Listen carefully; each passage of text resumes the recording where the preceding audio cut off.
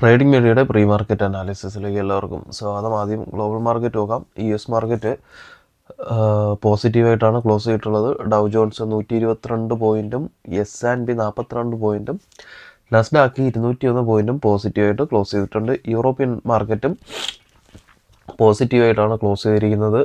Gift Nifty 55 point പോസിറ്റീവായിട്ട് close ചെയ്തിട്ടുണ്ട്. മാർക്കറ്റിൽ ഒരു ഗ്യാപ്പ് അപ്പിനുള്ള സാധ്യതയുണ്ട്. ഒരു ഗ്യാപ്പ് അപ്പ് തന്നെയായിരിക്കും. ഒരു 30 to 50 പോയിൻറ്റിന് ഉള്ളിൽ ഒരു ഗ്യാപ്പ് അപ്പ് തന്നെയായിരിക്കും. നമുക്ക് ഡേ ക്യാൻഡിലോട്ട് പോവാം. ഡേ ക്യാൻഡിൽ ഇന്നലത്തെ മാർക്കറ്റ് നോക്കുകയാണെന്നുണ്ടെങ്കിൽ നമ്മൾ വീക്കിലി അനാലിസിസിൽ പറഞ്ഞിട്ടുണ്ടായിരുന്നു.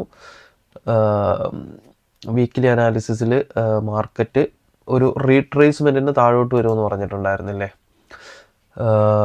ഒരു റിട്രേസ്മെൻറ്റിന് മാർക്കറ്റ് താഴോട്ട് ഈ ഒരു ഫിബ് ലെവൽ വരയ്ക്കും 25,272 25,116 വരയ്ക്കും താഴോട്ട് ഇറങ്ങി വരാൻ സാധ്യത ഉണ്ട് എന്ന് പറഞ്ഞിട്ടുണ്ടായിരുന്നു.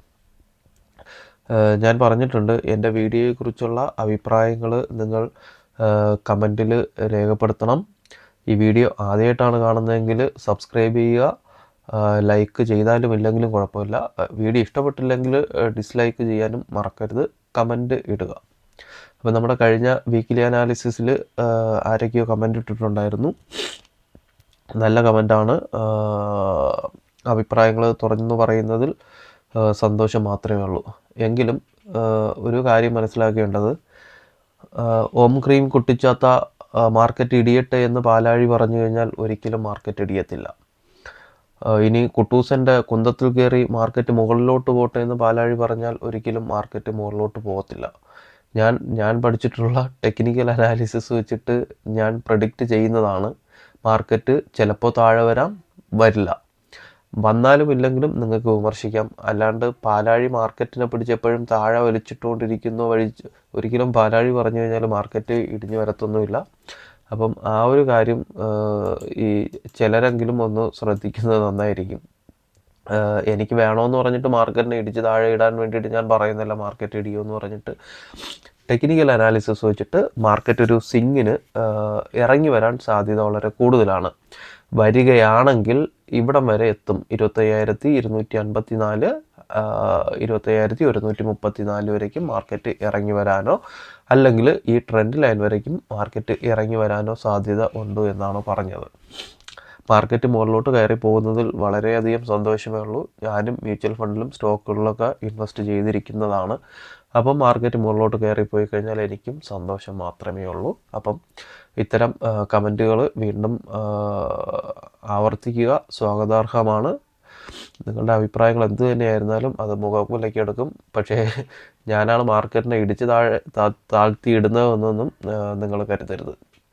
അപ്പോൾ ഇന്നലെ നല്ലൊരു ഗ്യാപ്പ് അപ്പ് കിട്ടിയായിരുന്നു അല്ലേ. ഏകദേശം 250 പോയിൻറ്റിൻ്റെ ഗ്യാപ്പ് അപ്പ് മാർക്കറ്റ് കിട്ടിയതിന് ശേഷം അവിടെ ഉണ്ടായതെന്ന് പറയുന്നത് സെല്ലിംഗ് പ്രഷറാണ്.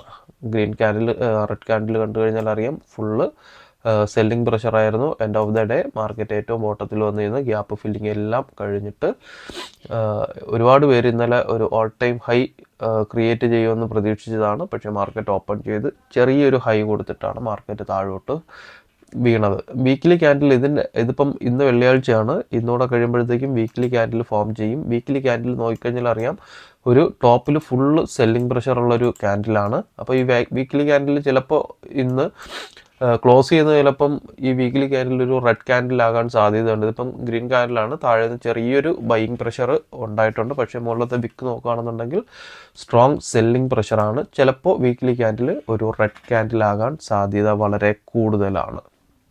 എങ്കിലും കൃത്യമായിട്ട് ലെവൽസ് നോക്കുക. നമുക്ക് ഡാറ്റയിലോട്ട് പോവാം.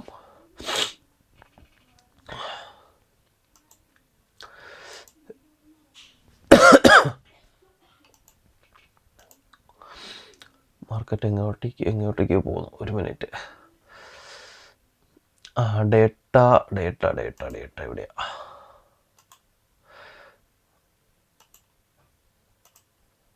ഡേറ്റ സമ്മറി സ്റ്റോക്ക് നോക്കുകയാണെന്നുണ്ടെങ്കിൽ FIS 1,166 കോടിക്ക് സ്റ്റോക്ക് സെല്ല് ചെയ്തിട്ടുണ്ട്. അതുപോലെ തന്നെ DIS 3,000 $3894 കോടിക്ക് ബൈ ചെയ്തിട്ടുണ്ട്. സ്വാഭാവികമായിട്ടും ഒരു സംശയം കാണും എല്ലാവർക്കും, സ്റ്റോക്ക് 1166 കോടിക്കാണ് സെല്ലിംഗ് നടന്നത്. പക്ഷേ അതിനേക്കാളും കൂടുതൽ ബൈയിങ് നടന്നു. എന്നിട്ട് മാർക്കറ്റിൽ ഫുള്ള് സെല്ലിംഗ് പ്രഷർ ഉണ്ടായിട്ടുണ്ട്. അത് ഫ്യൂച്ചേഴ്സിലും ഓപ്ഷൻസിൻ്റെ ഇതിലും ഇൻഡെക്സിൻ്റെ ഓപ്ഷൻസിലൊക്കെ വരുന്ന ഒരു സെല്ലിംഗ് പ്രഷറാണ് നമുക്ക് മൊത്തത്തിലൊരു ബെയറിഷ് സെൻറ്റിമെൻറ്റ്സ് ആയിട്ട് കാണുന്നത്. നമുക്ക് ലെവൽസിലോട്ട് പോവാം. പ്രധാനപ്പെട്ട ലെവൽസ് ഇന്നലത്തെ നമ്മൾ പറഞ്ഞിട്ടുണ്ടായിരുന്ന ലെവൽസ് ചെറിയ ലെവൽസ് ആയിരുന്നു. പക്ഷേ മാർക്കറ്റ് ഓപ്പൺ ചെയ്തത് അതിൻ്റെ ടോപ്പിലൊക്കെ ആയിരുന്നു. ഏകദേശം നമ്മൾ പറഞ്ഞ ലെവലിന് താഴെ 15 മിനിറ്റിൽ ബ്രേക്കൗട്ട് കിട്ടി, പിന്നെ റീടെസ്റ്റ് ചെയ്തിട്ട് താഴോട്ട് പോയിട്ടുണ്ടായിരുന്നു. ഇന്നത്തെ ലെവൽസിൽ ചെറിയൊരു മാറ്റം വരുത്താം.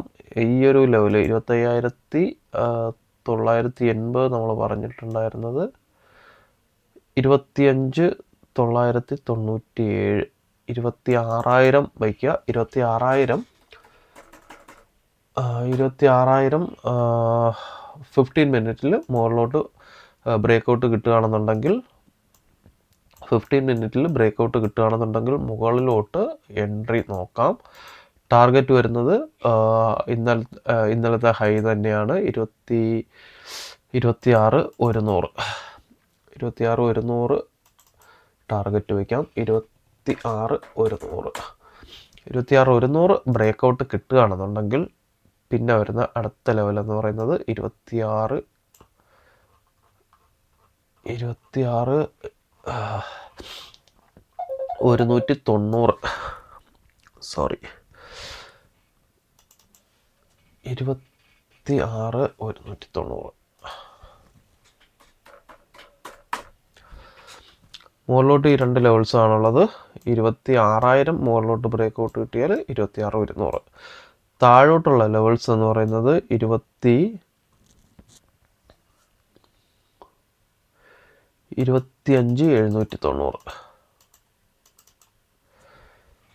25,790 താഴോട്ട് ബ്രേക്കൗട്ട് കിട്ടിയാൽ താഴോട്ട് എൻട്രി നോക്കാം. ഇതിനിടയ്ക്ക് നോൺ ട്രേഡിംഗ് സോണാണ് ഈ ഒരു ഏരിയ എന്ന് പറയുന്നത്. നമ്മുടെ ഇൻട്രാഡേ ലെവൽസ് നോക്കുക.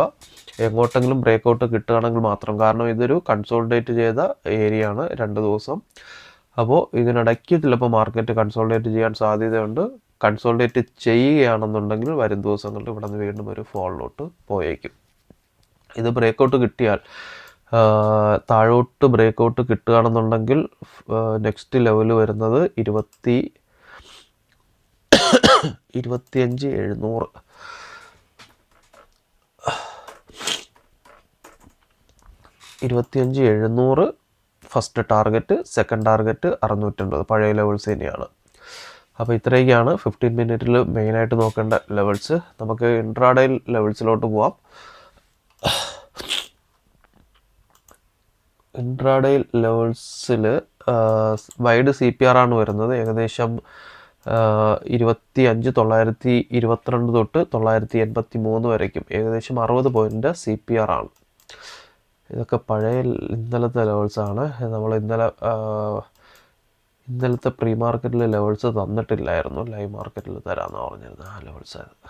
ഓക്കെ, മാർക്കറ്റ് ഓപ്പൺ ചെയ്ത് മുകളിലോട്ട് പോയാൽ ഒരു ഗ്യാപ്പ് അപ്പ് ആയിരിക്കും. ഗ്യാപ്പ് അപ്പിൽ 25,981 969 റിജക്ഷന് സാധ്യതയുണ്ട്. CPRൻ്റെ ഉള്ളിലോ 25,981 969 റിജക്ഷൻ ഉണ്ടായേക്കും. ഇതിന് മുകളിലോ അല്ലെങ്കിൽ ഇത് ബ്രേക്ക് ചെയ്ത് മുകളിൽ പോകുകയാണെന്നുണ്ടെങ്കിൽ മാക്സിമം ലെവൽ 26,023 26,043. ഇവിടെ നിന്നൊരു സെല്ലിംഗ് പ്രഷറിനുള്ള സാധ്യത കാണുന്നുണ്ട്. മാക്സിമം മുകളിലോട്ട് പോകാൻ സാധ്യതയുള്ള ലെവൽസ് 26,23 26,043 ആണ്. എൻ്റെ അനലൈസ് പ്രകാരം ഇവിടെ നിന്ന് എവിടെ നിന്നെങ്കിലും ഒരു സെല്ലിംഗ് പ്രഷർ ഉണ്ടാവാൻ സാധ്യതയുണ്ട്. താഴോട്ടുള്ള ലെവൽ വരുന്നത് 25,825 25,801. ഫസ്റ്റ് ഇത് ബ്രേക്കൗട്ട് കിട്ടുകയാണെന്നുണ്ടെങ്കിൽ നെക്സ്റ്റ് ടാർഗറ്റ് 25,729 25,710. CPRൽ നിന്ന് മിക്കവാറും മാർക്കറ്റിൽ ഒരു റിജക്ഷൻ ഉണ്ടായേക്കും. CPRൽ നിന്ന് അങ്ങനെയാണെന്നുണ്ടെങ്കിൽ 25,951 969 റിവേഴ്സ് സിഗ്നൽ കിട്ടുകയാണെങ്കിൽ CPRന് മുകളിലിട്ട് സ്റ്റോപ്പ് ലോസ് ഇട്ടിട്ട് താഴോട്ട് എൻട്രി നോക്കാം. ടാർഗറ്റ് 25,825 25,801 വരേക്കും ഇറങ്ങി വരും. അപ്പോൾ ഇത്രയൊക്കെയുള്ളൂ. ബാക്കി ലെവൽസ് ലൈവ് മാർക്കറ്റിൽ വാട്സപ്പ് ഗ്രൂപ്പിൽ അപ്ഡേറ്റ് ചെയ്യാം. ലിങ്ക് താഴെ കൊടുക്കുന്നുണ്ട്. താല്പര്യമുള്ളവർ ജോയിൻ ചെയ്യുക. അപ്പോൾ എല്ലാവർക്കും നല്ലൊരു ട്രേഡിംഗ് ദിനം ആശംസിക്കുന്നു. താങ്ക്